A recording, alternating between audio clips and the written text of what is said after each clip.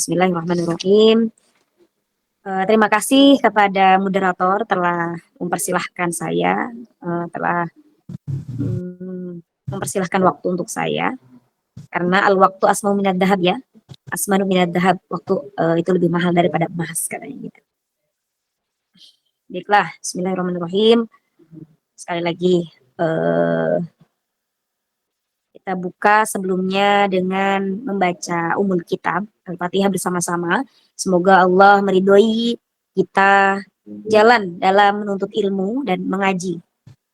Semoga Allah meridhoi kita dan mempermudah kita dalam memahami sesuatu ilmu atau memahami maksud-maksud Allah yang Allah sampaikan melalui kejadian-kejadian, melalui ayat-ayatnya. Amin amin ya rabbal alamin. Nabi Mustafa lahumul Fatihah. A'udzu billahi minasyaitonir rajim. Bismillahirrahmanirrahim. Alhamdulillahirabbil alamin. Arrahmanir rahim. Maliki yaumiddin. Iyyaka na'budu wa iyyaka nasta'in. Ihdinas siratal mustaqim. Shiratal ladzina an'amta 'alaihim ghairil maghdubi 'alaihim waladdallin. Assalamualaikum warahmatullahi wabarakatuh. Alhamdulillah nahmadu wa nasta'in wa nastaghfiruh wa na'udzu billahi min syururi anfusina wa min sayyiati a'malina may yahdihillahu fala mudhillalah wa may yudlil fala hadiyalah. Amma ba'd.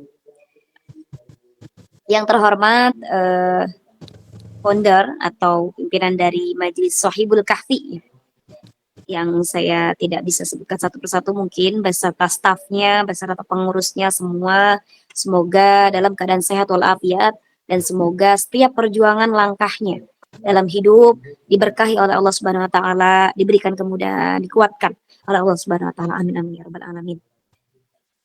Kemudian yang saya hormati kakak moderator kita ya, Kak Nurul, terima kasih atas waktunya juga. Semoga beliau juga disehatkan oleh Allah Subhanahu wa taala, diberikan umur yang berkah, diberikan kehidupan yang berkah, karena satu kunci hidup agar kita mudah, agar kita luas hati, agar kita tenang, itu diberkahi oleh Allah Subhanahu wa taala, diridhoi oleh Allah Subhanahu wa taala. Semoga kita semua diridhoi Allah Subhanahu wa taala. Amin amin ya rabbal alamin.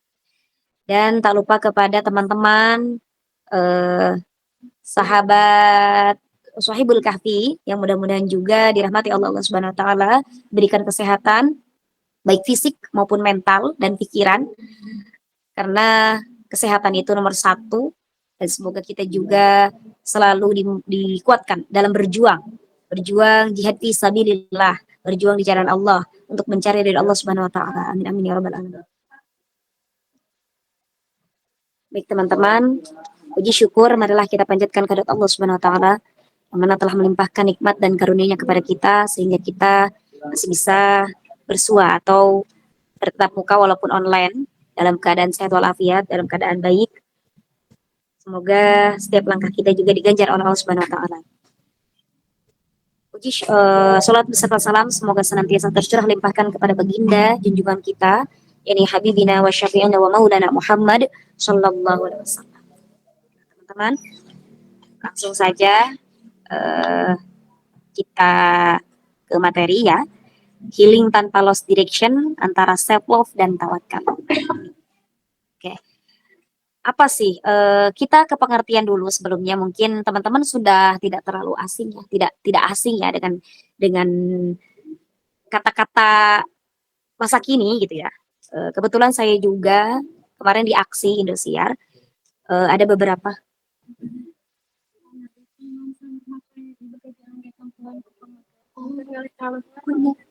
punten ya. Teman-teman maaf ya, ini mau beralih dulu tempat, saya mau ke atas pindah karena tempatnya mau dipakai di bawah. Baik. Mohon maaf dulu ya teman-teman, saya tutup kameranya dulu sama suara, nanti saya kembali lagi sebentar ya.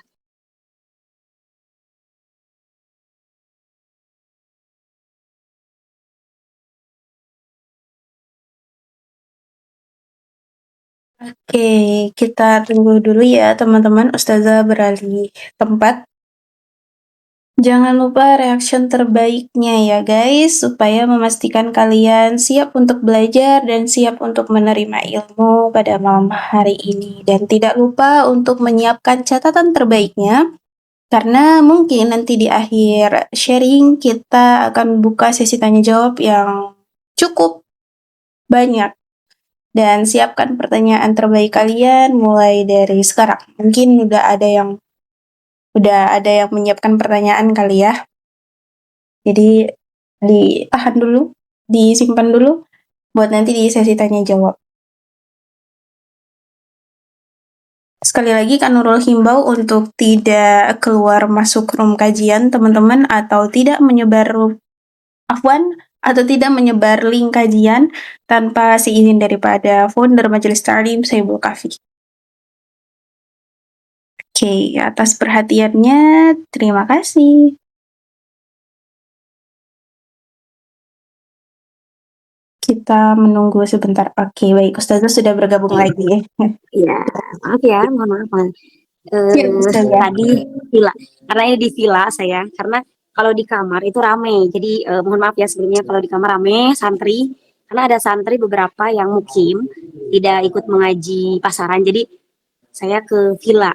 Jadi di villa itu tempat kumpulan, jadi dari bawah tadi mau ada kumpulan, jadi saya harus pindah ke atas. Mohon maaf ya atas ketidaknyamanannya.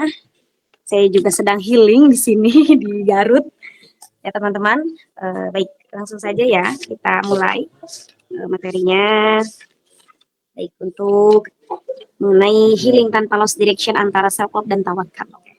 Baik teman-teman, lost direction itu apa sih? Kehilangan arah kalau bahasa gampangnya. Gitu. Kehilangan arah. Nah, kita bagaimana cara healing? Nah, healing itu apa sih? Healing itu adalah proses penyembuhan. Ya, kita mungkin kalau bahasa gaul kita sering menyebut bahwa healing itu jalan-jalan gitu ya. Healing itu kita liburan atau refreshing ya. Ya biasanya kita menyebutnya healing itu refreshing atau liburan. Tapi sebenarnya hakikat pengertian sesungguhnya adalah penyembuhan, teman-teman. Penyembuhan diri.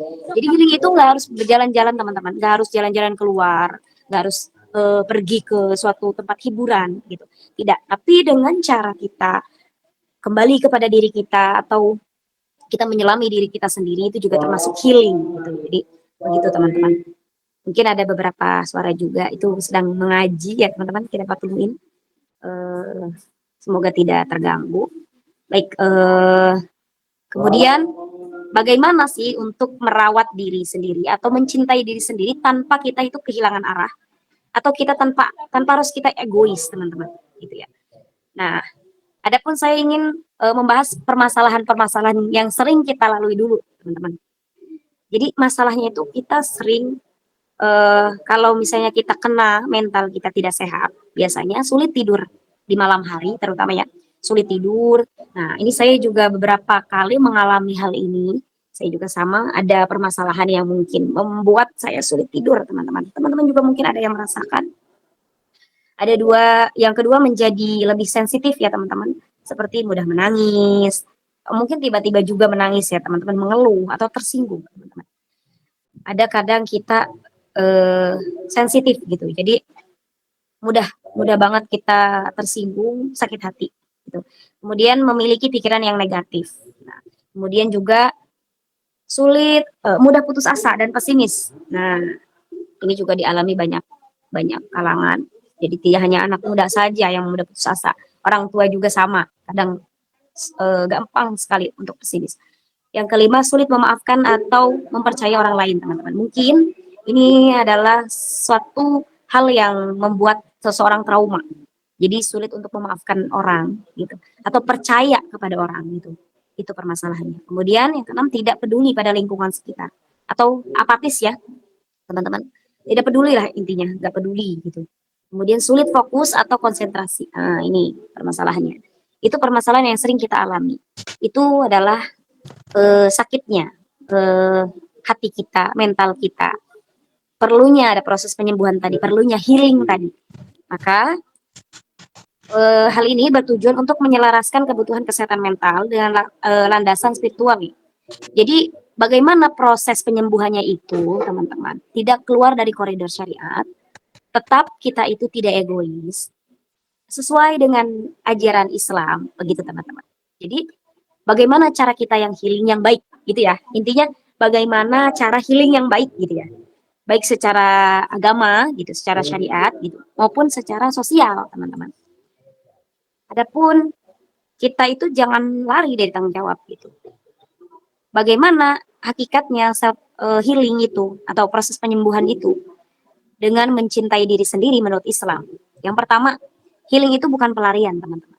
Healing yang sehat adalah proses menghadapi luka batin, ya siap gitu menghadapinya.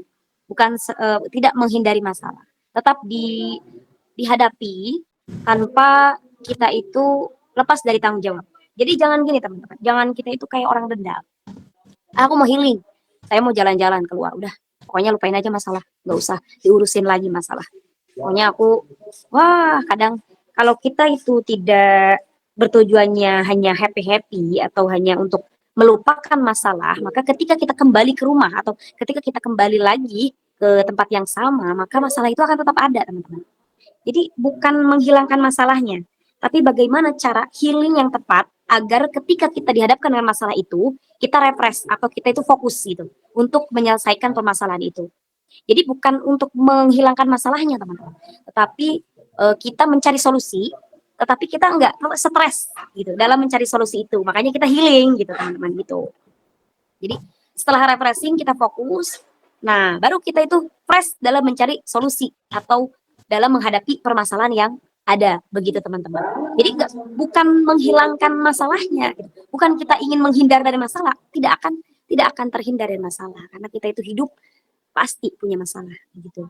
Kemudian yang kedua itu self love. Nah, mencintai diri sendiri ini adalah amanah, teman-teman. Kita mencintai diri sendiri itu adalah bentuk rasa syukur kita kepada Allah Subhanahu wa taala.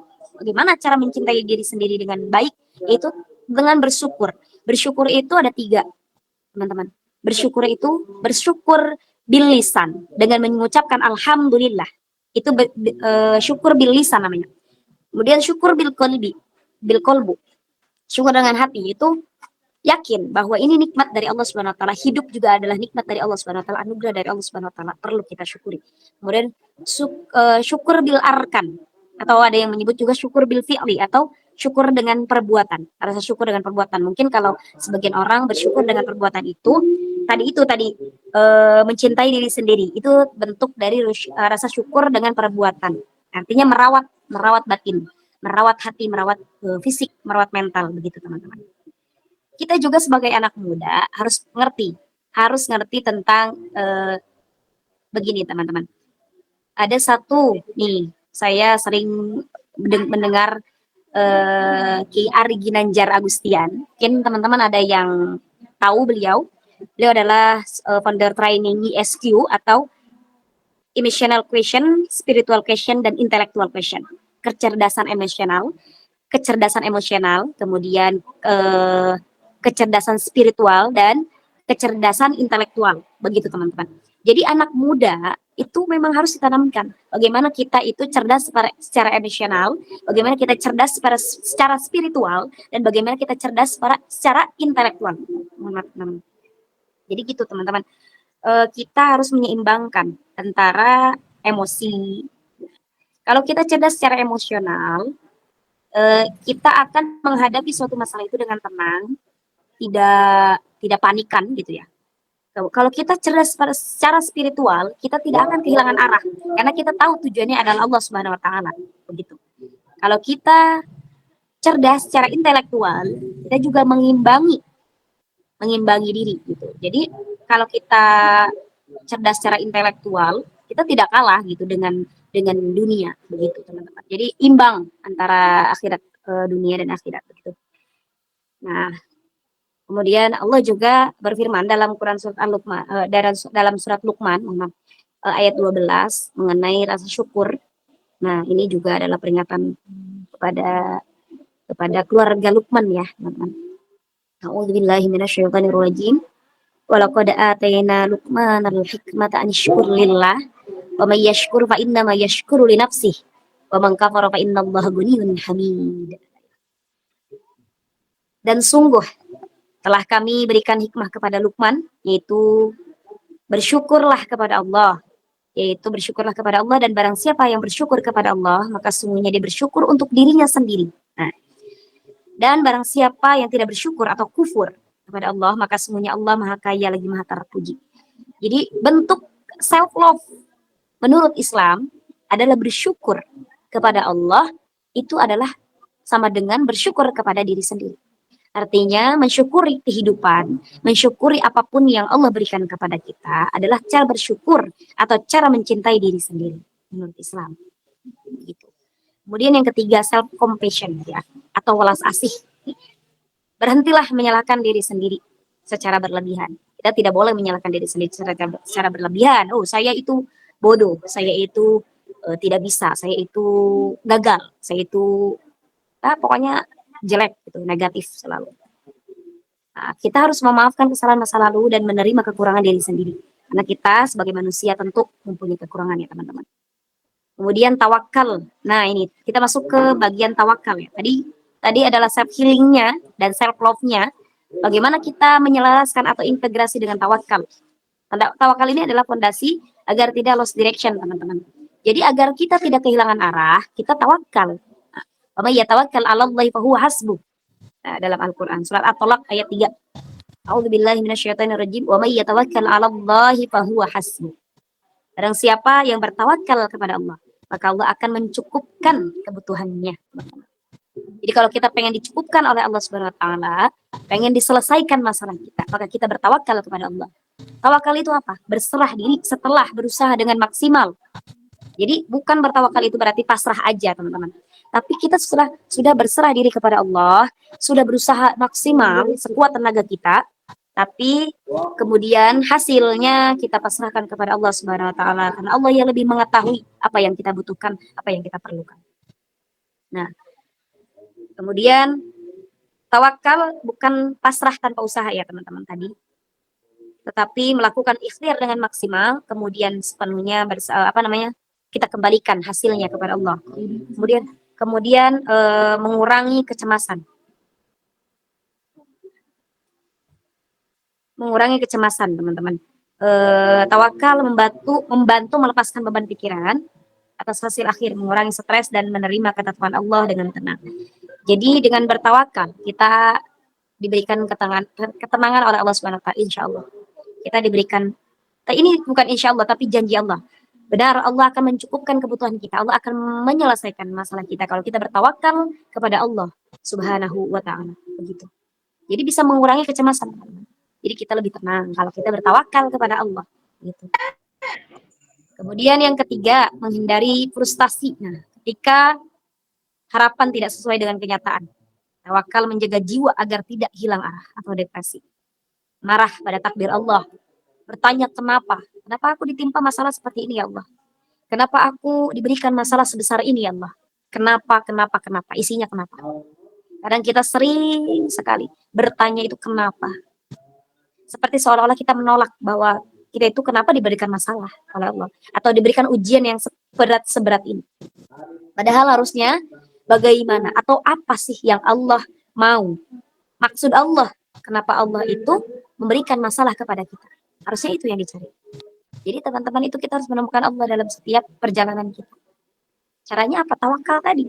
Dan kita selalu terkoneksi dengan Allah. Terhubung hatinya dengan Allah. Terhubung segala apapun tindakan kita dengan Allah. Apapun itu. Belajar Allah.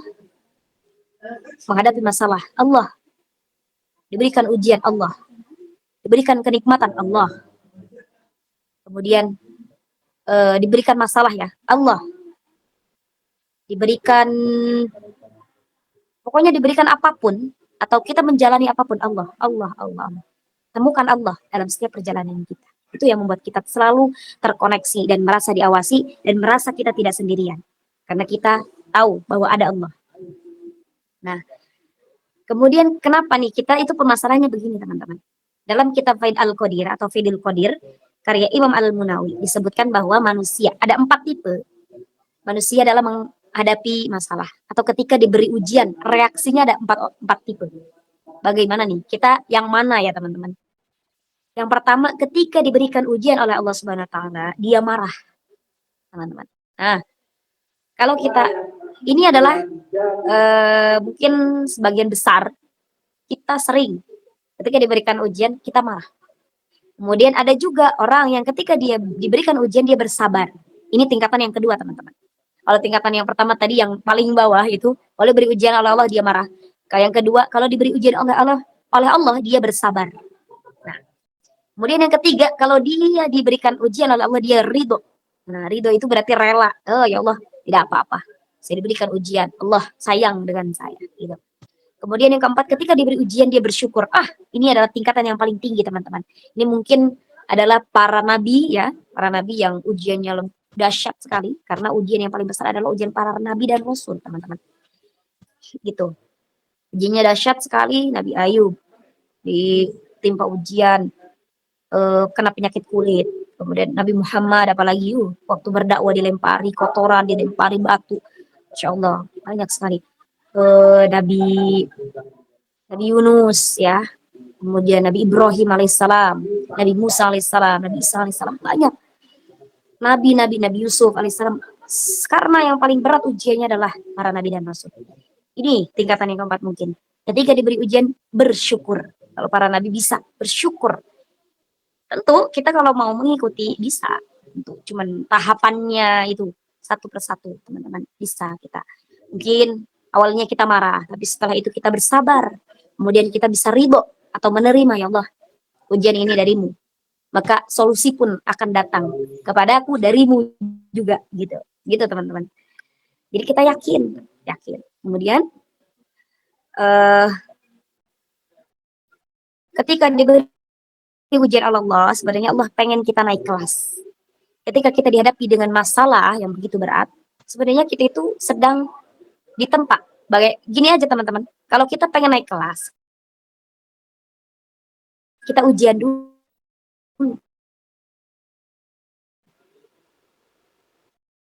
Sekolah, teman-teman.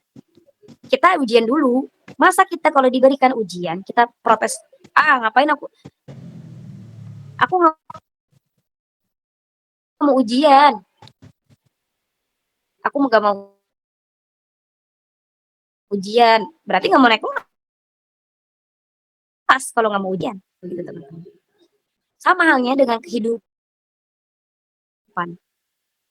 Ketika Allah berikan ujian, Allah pengen kita naik kelas.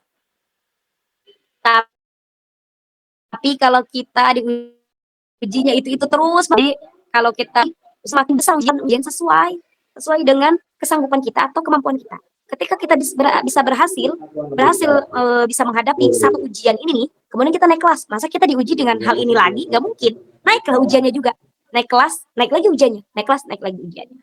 Itu sampai kepada Allah Subhanahu wa taala. Pokoknya di setiap perjalanan kita menemukan Allah. Nah, terakhir ya teman-teman, bagaimana sih langkah atau cara healing yang tanpa kita harus kehilangan arah atau lost direction tadi?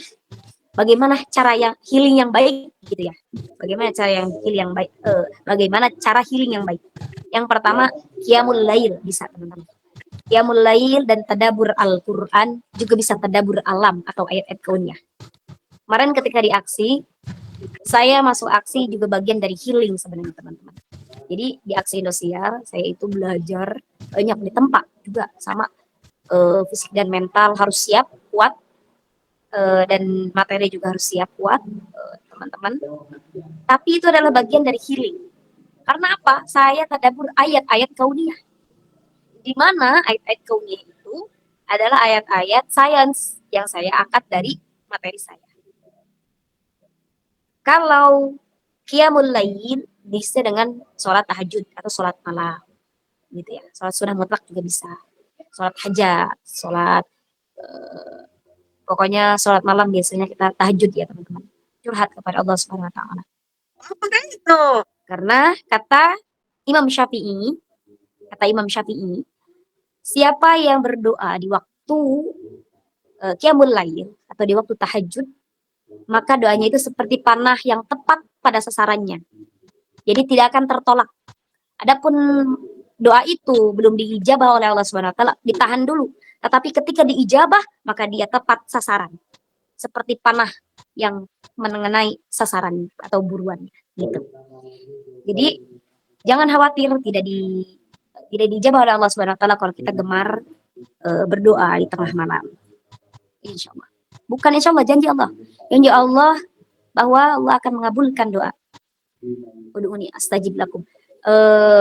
Teman-teman, kalau kata Allah, berdoalah kepadaku. Ya. Allah akan kabulkan begitu.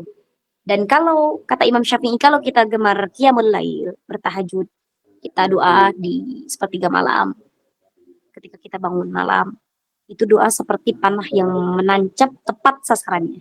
Gitu. Nah, tadabur Al-Quran, kalau saya biasa tadabur alam juga, tadabur ayat-ayat kauniyah. Bisa kita healing dengan tadabur Al-Quran, tadarus Al-Quran. Dibaca artinya, teman-teman. Saya pernah direkomendasikan.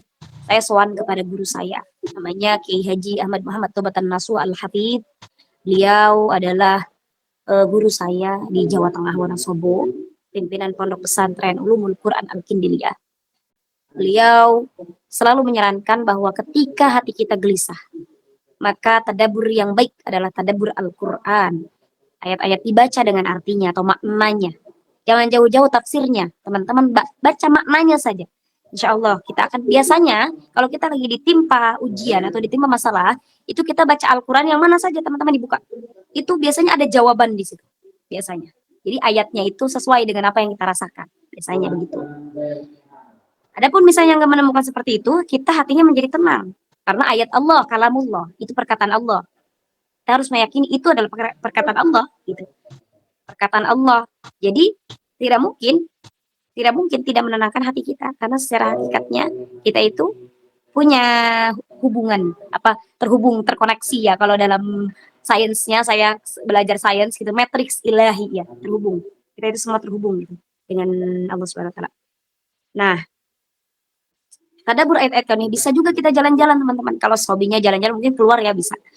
Ke alam, ke gunung, ke sungai, ke danau, ke telaga, atau ke taman, atau kemana saja teman-teman, ke hutan. Yang itu tuh bisa fresh otak kita, menghirup udara segar. Tapi bukan hanya sekedar jalan-jalan. Kita buka ayat Al-Quran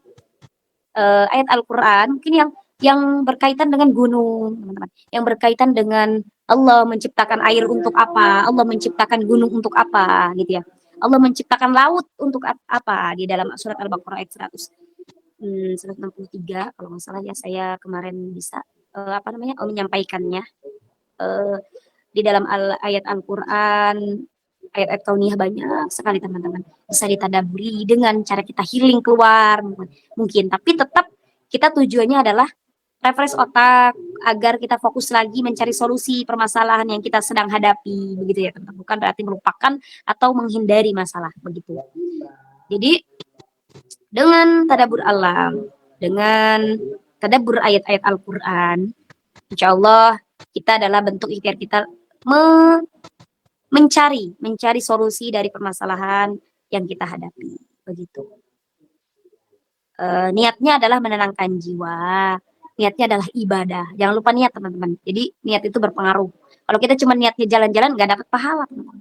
Tapi kalau kita niatnya ibadah, kata Allah jalan-jalan, emang di dalam surat Al-Mulk juga disebutkan bahwa bepergianlah, kata Allah healing, kata Allah suruh healing kita untuk kita itu jadi jangan diam aja gitu, jangan diam aja. Ibnu Batutah ya teman-teman, keliling-keliling dunia. Bukan tanpa tujuan, tapi ibadah kepada Allah Subhanahu wa taala. Jangan lupa niat. Niat kita adalah ibadah kepada Allah Subhanahu wa taala, menenangkan jiwa dan pikiran kita. Oke, kemudian yang kedua solusinya journaling. Mohon maaf, journaling maksudnya. Journaling atau journaling itu kita mencatat, kita curhat aja tuh di buku. Saya sedang merasakan ini, saya sedang merasakan tidak enak, atau mungkin kita berbicara kepada diri sendiri, atau kita itu juga muhasabah ya teman-teman, muhasabah diri. Kita berbicara, ya Tuhan, atau ya Allah, saya diberikan masalah ini, saya yakin Engkau ingin saya naik kelas, saya yakin masalah ini akan selesai, karena saya sandarkan ini kepadamu. Jika sesuatu disandarkan kepada diri sendiri, maka akan terasa berat. Tapi jika masalah atau sesuatu yang disandarkan kepada Allah Subhanahu wa taala, maka akan terasa ringan. Terus kita berdialog dengan diri sendiri. Artinya apa? Kita tautkan Allah Subhanahu wa taala dalam diri kita. Ya Allah, Allah mau apa saya? Allah mau saya ngapain? Kenapa saya diberikan masalah ini? Apakah Allah ingin saya lebih mengenal Allah? Apakah Allah ingin saya lebih kuat lagi? Apakah Allah saya ingin seperti ini? Jadi begitu teman-teman. Kita healingnya itu merenungi Allah itu mau kita ngapain. Bukan kenapa ya Allah aku gini, bukan gitu. Tapi ya Allah, saya tahu ini masalah, ini permasalahan akan selesai. Ini saya yakin engkau akan membantu saya. Saya yakin uh, ada engkau gitu. Jadi sebenarnya Allah itu sedang mengenalkan gitu kepada kita bahwa kita itu sebatang kara kalau tidak dengan Allah. Kita itu hakikatnya sebatang kara, teman-teman. Siapa? Dengan siapa lagi? Punya kekasih, tidak akan kita bawa mati. Gak ada yang mau menemani kita sampai liang kubur. Gak ada yang mau menemani kita sampai kita di alam barzah. Gak ada, teman-teman. Di alam kubur aja, jangan jauh-jauh. Kekasih yang katanya mencintai kita. Ataupun keluarga. Ya kita memang membantu mereka, tapi mereka adalah wasilah saja. Karena hakikatnya Allah. Karena hakikatnya Allah yang ada dalam diri kita. Kita harus merasa bahwa ada Allah. Selalu ada Allah. Gitu. Kemudian yang ketiga, membatasi media sosial. Nah ini, karena seringnya kita terpapar media sosial, ini jadi kita sering membandingkan diri. Gitu. Allah, apa, uh, seperti orang tuh hidupnya enak, gitu. Tuh rumput tetangga lebih hijau gitu ya teman-teman. Ada tuh filmnya. Bagus itu teman-teman, bisa lah nanti nonton filmnya Rumput Tetangga. Bagus itu pesannya, moralnya bagus sekali. Jadi kita membandingkan diri sendiri dengan pencapaian orang lain. Di media sosial teman-teman emang yang enak-enak aja yang dilihatin. Kita mah nggak tahu sebenarnya semua orang punya masalah. Semua orang sedang diuji oleh Allah Subhanahu wa taala karena dunia ini adalah tempat ujian. Begitu. Kemudian yang keempat, menjaga lingkungan yang sehat. Nah, bisa nih teman-teman. Bagaimana kita cara menjaga lingkungan yang sehat atau mencari lingkungan yang sehat? Yang pertama, nih solusi yang pertama adalah mencari teman atau sahabat yang baik yang bisa mendukung kita untuk berbenah diri atau bangkit. Jadi carilah teman yang bisa membangkitkan semangat kita atau bergairah dalam hidup, teman-teman. Jangan yang membuat down, ya down, membuat kita itu terpuruk, membuat kita itu mengeluh. Jadi jangan mencari teman yang banyak membuat kita mengeluh gitu, teman-teman, gitu ya. Jadi adapun mencari teman yang baik ini sesuai dengan dalam kitab Ta'limul Muta'lim karya Syekh Az-Zarnuji, katakan anil mar ila tas'al was'al an qorinuhu innal qorina bil muqarrani yaqtadi. Nah, jadi seseorang akan seperti temannya. Kita itu akan dikenal sebagaimana teman kita. Kalau teman kita suka ikut ngaji, suka ikut kajian, ya kita juga akan seperti itu, mengikuti gitu. Tapi kalau teman kita suka mabuk, mohon maaf teman-teman, ya kita juga ya bisa jadi kita terseret gitu. Kalau kita teman kita sukanya misalnya hal-hal yang negatif gitu ya, maka kita akan terseret juga keikut gitu. Dan yang kedua, bisa juga datang ke majelis ilmu. Nah, teman-teman, seperti kajian. Dan mencari guru, teman-teman, atau sowan. Kalau bahasa Jawanya sowan. Sowan itu berarti berkunjung kepada guru spiritual. Gitu. Adapun menurut hadis Nabi, innamal ilmu bitta'allum. Adanya ilmu itu dengan mengaji, teman-teman. Dan datang ke majelis ilmu, datangi guru.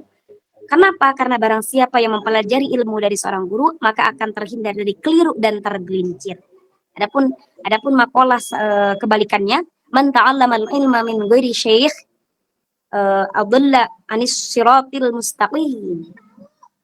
Dolla anis siratil mustaqim. Barang siapa yang mempelajari ilmu agama tanpa guru, khususnya guru yang memiliki sanad, maka ia akan terseret dari jalan yang lurus. Ini kebalikannya. Ya, teman-teman, maaf.